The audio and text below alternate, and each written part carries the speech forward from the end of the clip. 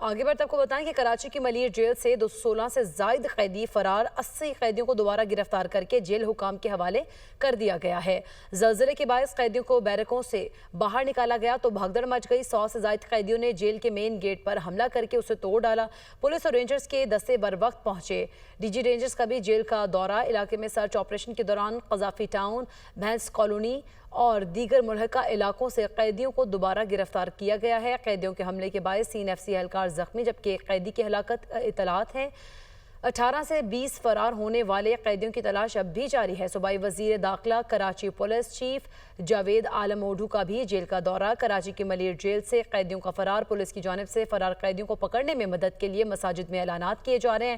اعلان لانڈھی، ملیر، سکھنچا، لطیف اور اطراف کے علاقوں میں کروائے جا رہے ہیں۔ کراچی کی ملیر جیل سے قیدیوں کا معاملہ۔ پولیس کی جانب سے فرار قیدیوں کو پکڑنے میں مدد کے لیے مساجد میں اعلان لانڈھی، ملیر، سکھن، لطیف اور اطراف کے علاقوں میں کروائے گئے ہیں۔